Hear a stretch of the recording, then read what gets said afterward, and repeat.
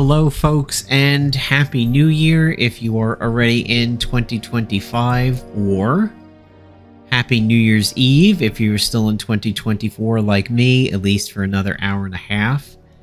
I am currently not really going to show off Beta 6 at this point. We still have a pretty solid embargo in terms of my streaming and videos on YouTube of Beta 6. However, we're going to walk around the edges of Beta 6 a little bit with just some general tips, and I'm going to kind of update you on where the team is right now, kind of trying to be as fully transparent as possible as to how everything is going, so you guys aren't going to get minute-to-minute updates unless you're on Discord. But for those of you who aren't on Discord or looking at some of the reveals that have happened on Facebook, here's a way of catching you up. So, Beta 6 is now essentially up to a Beta 6.3 internally. We had one patch who fixed a couple things with PvAI, and we had another big patch that aims to fix a bunch of progression stopping bugs. When you say, or when you ask, what do you mean by a progression stopping bug? That's something where like a necessary fight doesn't work, or a piece of gear crashes the game, things like that. A more minor bug would be visual things, like during the stream today, it was asked of me, well, in Beta 6, when you're doing PvP, is your thumbnail still going to be the generic agent, or is it going to look like you? As of right now, it's still generic, but that's not game breaking. That, that isn't going to kill you if you see a generic agent up there in the thumbnail. But if you use a weapon that crashes the game, or somebody uses an ability against you that crashes the game, that is progression stopping.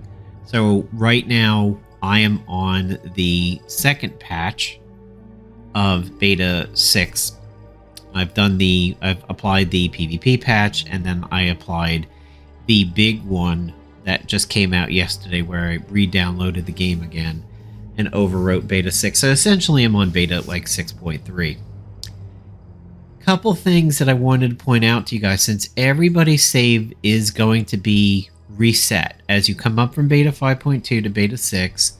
Your save from 5.2 will not come forward because it will not be compatible with what a save file has in Beta 6, and that is a couple lines of code pertaining to the Keys to the Kingdom, which is to set up the linear way of playing Marvel Avengers Alliance Redux. So you unlock Spec Ops at a certain point, you unlock certain surprises at a certain point, you unlock PvAI at a certain point. You don't have the cheat buttons available and everything.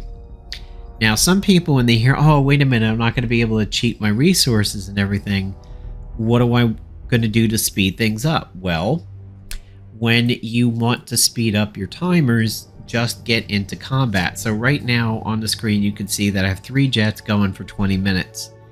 Every combat I do takes 10 minutes off a timer. So if I'm doing 20-minute jets and I get into 2 fights, I've essentially cleared the jet timer. If I'm doing a 30-minute research and I get into 1 fight, well, not only am I clearing 10 minutes because of what the game does, I probably also spent 5 minutes in that combat. So I'm taking 5 minutes off that timer from playing, and I'm taking 10 minutes off of it from the combat bonus. Now essentially I've halved that 30-minute timer. So be aware of that. Another piece of recommendation that I can give you guys is to watch when your agent levels up. If your agent levels up at full energy, you're just going to get a blast of 60 energy. So if you were 60 energy, you got into a fight, you dropped to 50 energy, you leveled up, it gives you 60 back. You're now at 110 energy. So you can break the bar, and that's fine. What I'm telling you to be cautious of is that if you level up right at the end of your play session, that doesn't do you any good. The reason being is, say you've played for an hour and you're now down to 0 energy and you don't feel like using any of your refills like these. You're like, okay, I'm going to go eat dinner now. I'll let my energy recharge while I'm eating. If you level up right as you decide to go to dinner, now your game isn't working for you while it idles. Sure, you may have a research, or you more have a hero training or a jet that's working for you while you're away, but your energy isn't recharging, and you've essentially wasted that level up, because when you come back after dinner and you get into a couple fights and you use some of that energy and then you level up to refill your bar, that is a smarter use of it. So take that into consideration. Be very, very careful when your agent levels up, and take it to your advantage when he, she levels up and everything like that. Another thing I would recommend, Doctor Strange early. His terrorizing boost is going to see you through a lot of fights, and I truly believe he does a great job in allowing you to fight higher content a little bit early.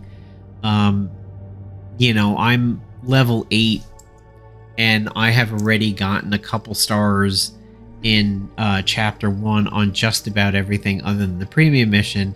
And what really helps down the stretch is Doctor Strange when he's level 2 and he's doing his terrorizing boost. So making him an early purchase is really good. He wrecks bruisers because he's a blaster, and he does phenomenal damage, period.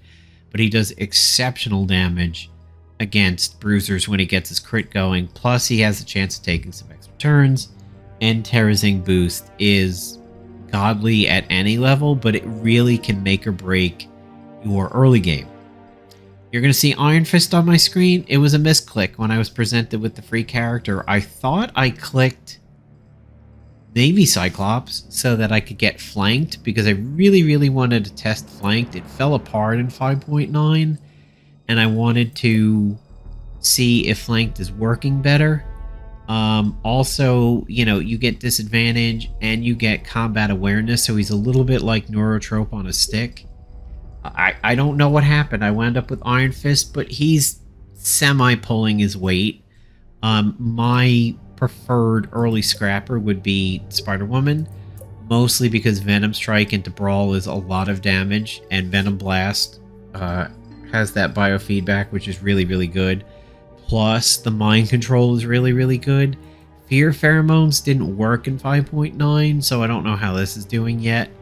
But her 9, her 2, and her 1 are really, really good. I'm at 58 command points right now, and I'm saving for 90 to get Hulk. He's going to be my next purchase and my first real bruiser. That leaves me sort of tankless, but that's okay. If you do get Iron Fist like I did, pair up Iron Fist with Black Widow frequently because of the combo setup and abusing combo setup with the exploit combos. Then on your agent, get the Seiken Strike from the store.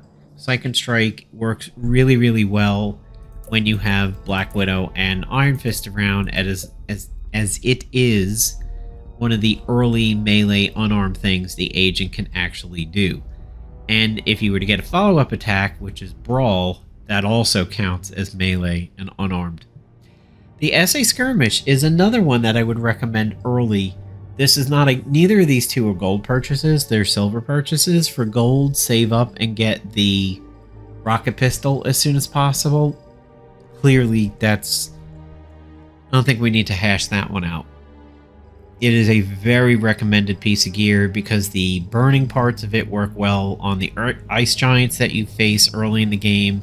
You do burning, you do bleeding, so you enable people like Human Torch, you enable people like Black Panther and Wolverine. It is really a multi-purpose gun. The straight damage is good, the splash damage is good. Save your gold for that and make that definitely an early purchase. But for silver, do the Seiken Strike if you're working with combo setup people. And honestly, replacing the needle gun with the skirmish was really, really good, because even though the skirmish says it does less damage than the needle gun, it doesn't once you're actually in combat. Plus, the chance for a follow-up attack is really, really good. If you were not running Black Widow frequently and Iron Fist, you can forego the Seiken Strike and maybe pick up something like a katana just for bleeds, or potentially another gun. People have said El Diablo pairs well with Colossus and Gambit because of exploiting exposure, but it has the wild shots. The Screaming Eagle, excuse me, yawn there. The Screaming Eagle is also really good until you can farm for the Golden Screaming Eagle. There's the Rocket Pistol. The Widow's Scorn is actually really, really solid too. If you can exploit anybody who does incapacitation or weakness, plus it sort of kind of transforms your agent into a Black Widow with the agent's mark and everything, the Rocket Pistol absolutely should be first. But if your gold is starting to get up there, do the Widow's Scorn. Early gold, don't feel so bad about converting it to what you need out of your resources. 1 gold is 2 command points, but it's also 5 shield points. I just recently was training Iron Man, and I think I was at 11 shield points and I needed 12. I spent 1 gold, converted it into 5, and then trained him, and now I have 7 left over. So things are going really, really well with the conversation that is being had with the beta and testing and everything like that. We have a dedicated channel now where both the developers and the bug hunters, beta testers, sit. The conversation in there is very lively. It is very frequent. If you can remember back to high school cafeteria days, it is like that. Is that level of activity in there. We've already had a patch to fix some PvP. We've had another patch to fix a bunch of big things. I can say, and in being honest, some old bugs have resurfaced. What is known as the Doom Spinner is now back. It is called as such because one of the first times you can proc a epic boss when you're doing Season 1 content is to get Doom as an epic boss. When you beat him, you are faced with a spinner that is all 1,000 gold, and the spinner never completes. It never lands on something and then kicks you out of it, so you have to restart the mission, thereby making it so you can never fight that epic boss, which was Doom, hence the name Doom Spinner. Well, the Doom Spinner seems to be back for some particular reason. That is considered a progression stopping bug, so that is one of the things that has to be tackled / retackled.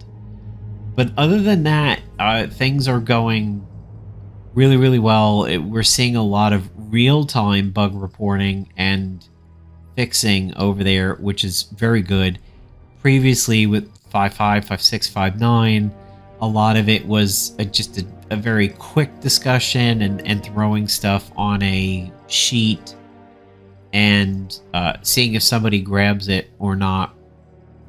There is a high flurry of activity going on right now in the bug hunting phase, so things are really looking up, and I do believe we've got a very good possibility of getting Beta 6 out relatively soon-ish. Put a little trademark on that one, soon-ish. I don't think it will be tomorrow. I don't even know that it will be next week. But to be both an inside the circle person and an outside observer, if I was just an outside observer watching what was going on, like a foreman looking down on a factory floor, I would definitely say yes, it seems like things are firing on all cylinders, and the product will hopefully ship soon if that's the situation I was in, being like a factory foreman. So hopefully some of these beginner tips will help you out. Also touching base with you guys on, where Beta 6 is right now. Obviously the elephant in the room, there's the historical elephant in the room, is that there's not going to be a mobile version of this. iOS will never happen. Android has a small possibility in the future because there's ways of compiling a Unity project into an Android APK, and it sort of formats everything for you, but that is a whole other world of testing. One that I have already tried to actually test myself, and it has challenges. So for now, wipe any thoughts of a mobile version out of your head. There is no ETA on beta 6 yet. So that's the original elephant in the room. Is you're not going to see a mobile version of it. The more recent elephant in the room is, we have to admit and say it straight out. It has been a year and several months since beta 5.2 was made public, and a lot of people are like, well, what is going on with beta 6? Why did it take so long? As recent videos have touched upon this topic in recent streams, a lot of the development team has had ups and downs in their real life as 2024 has gone on, and the primary coder in being Goofy, especially in the summer, he was dealing with a very busy and mind-numbing personal life for a while. And even if, let's say, he had several hours of a break during a day, when you're dealing with the type of stuff Goofy and some of the other coders have gone through, I don't necessarily think the first thing they want to do is get out of their gut-wrenching, heart-wrenching, brain-draining moments in their life and then sit down in front of a computer and code. They need to have their lives too. They need to have their escapism to go into Skyrim and go the werewolf route if that's what they are doing, and that's their little bit of escape. And they're entitled to fun, and they're entitled to a life outside of everything being so draining. And when you're bug testing and you're trying to fix code, even though I don't do it, I watch my girlfriend do it, I watch other people on the team do it. It drains your brain a little bit.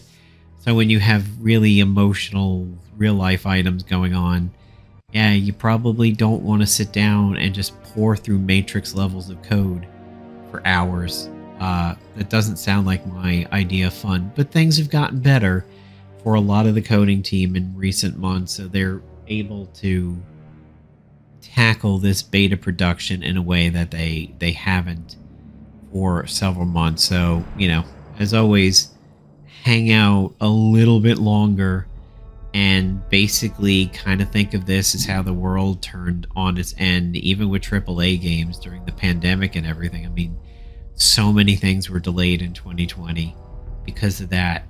For some of the coders, that's what they're faced with. But I will leave you with one little bonus over here, and that is, in case you haven't seen this in any other video, if you go to AvengersAllianceRedux.fandom.com, essentially the Redux wiki, you can see where the announced characters are that will be coming out with the final version of the game, or especially when Season 3 is being dealt with. We have Agent 13, Baldur, Cullen, Bloodstone, Elixir, Jennifer Kale, Jubilee, Okoye, Photon Prowler, Shuri, Sleepwalker, Stature, Vision, which is the newest announcement, MCU, Valkyrie, Triton. We have some alternate uniforms changing Agent Venom into Agent Anti-Venom, Agents of S.H.I.E.L.D., Sif, Armor Constrictor, Classic Loki, Horsemen of Death, Domino, Horsemen of Pestilence, Elixir, War, Sabretooth, the Lethal Protector of Venom,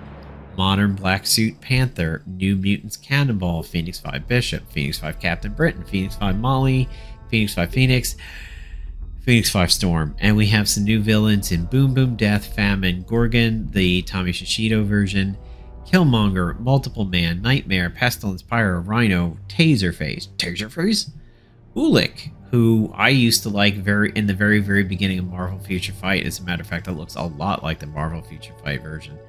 Ultimate Vulture, the Vulturions, and a War Sabretooth, and some new demons, a Rock Troll, a Pim Particle Glove has been announced, Spec Ops 37, 38, 39, 40, and 41 with Goddamn Rift Tech Raiders, Family Ties, Lethal Protectors, Dream Within a Dream, and an announced PvP season of Photon Higher, Further, Faster. So, yeah, that's all the work that is done by the content development team in prep for when we start getting into the Season 3 content. So, hope you guys enjoyed this quick little update. If you're there at Happy New Year already, then welcome to 2025. I'll be catching up shortly. If you're like me and you're not there yet, let's ride out 2024 together a little bit longer. Happy New Year, everybody, and hope 2025 is a great year for us all. See you later.